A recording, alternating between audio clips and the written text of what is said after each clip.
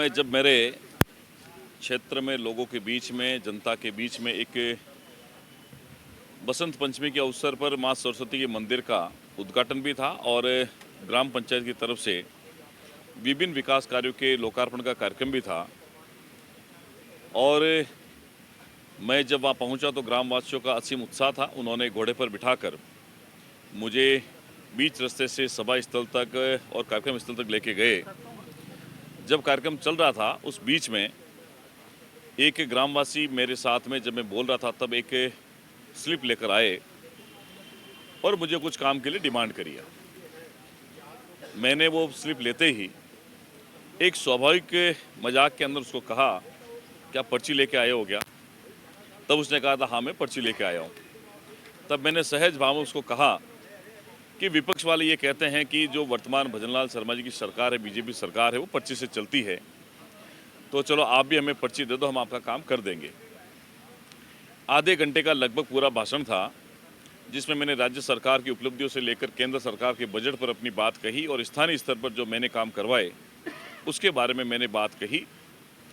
लेकिन उसके बाद आज जब मुझे पता लगा, उस मेरे भाषण में से कुछ जो मैंने उस पर्ची के बारे में उससे ग्रामवासी से बात की, उसको कट पेस्ट करके मीडिया में इस तरीके से एक 3 से 4 सेकंड का एक वीडियो वायरल करके ये बताया जा रहा है कि मैंने ये कहा कि सरकार पर्ची से चल रही है। मैं इसके बारे में इतना ही निवेदन करना चाहता हूं कि वर्तमान भजनलाल शर्मा जी की सरकार वो सरकार है जिन्होंने बीते 13 महीनों में राजस्थान में विकास के नए आयाम को राजस्थान की जनता के लिए स्थापित किया है।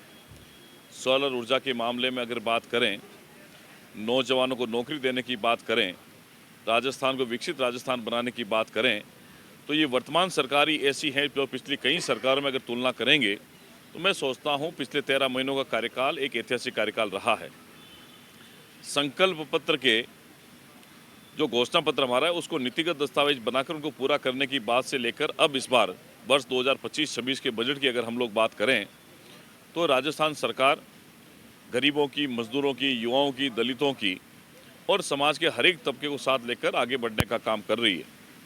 भजनलाल शर्मा जी के नेतृत्व में राजस्थान लगातार आगे बढ़ रहा है और कांग्रेस को और विपक्षी दलों को इस बात का इतराज़ है, एक सामान्य सा व्यक्ति सरपंच से लेकर मुख्यमंत्री की कुर्सी तक पहुंचे हैं, तो उन्होंने जो पिछले 13 महीने में काम किए हैं, उनकी जो लगन है, उनकी जो मेहनत है और राजस्थान की जनता के प्रति उनका जो भाव है, निश्चित ही उससे कांग्रेस को और विपक्षी दलों को तकलीफ है। आने वाले 4 सालों में भी मुख्यमंत्री जी के नेतृत्व में वर्तमान राजस्थान सरकार ऐतिहासिक विकास के को गति देगी, विकासशील राजस्थान को विकसित राजस्थान बनाएगी और प्रधानमंत्री मोदी के सपनों का भारत राजस्थान भी बनाएंगे। जब हमारा प्रदेश से समर्थ होगा, सक्षम होगा, तभी हमारा देश सुरक्षित, सक्षम और समर्थ होगा। तो मैं मीडिया में चल रहे इस वीडियो के बारे में आप लोगों से इतना ही आग्रह करता हूं कि जो व्यक्ति मेरे पास में व्यक्तिगत रूप से मेरे मिलने वाले हैं, परिचय वाले मेरे क्षेत्र के लोग हैं, स्वाभाविक रूप से उनसे जब बात होती है उसको मीडिया में कुछ इस तरीके से नैरेटिव सेट करने के उद्देश्य से पेश किया जाता है। तो मैं उस बारे में मेरा इतना ही कहना है कि वो मेरे लोग थे और जो मेरे से मिलने आते हैं, मैं हमेशा गंभीर नहीं रहकर ज़्यादातर हंसी मजाक बात करके काम करने का प्रयास करता हूं। इसलिए आपने देखा होगा बीते 1 वर्ष में मैं मेरे क्षेत्र में जहां जहां लोकार्पण विभिन्न कार्यक्रमों में गया हूं, कहीं हाथी पर, कहीं घोड़े पर, कहीं और किसी सवारी पर, रथ पर, वहां मेरा स्वागत किया जाता है, मेरा सम्मान किया जाता है। ये सम्मान मेरा नहीं, ये भजनलाल जी की सरकार के पिछले 13 महीने के किए हुए काम के यात्रा का एक परिणाम है।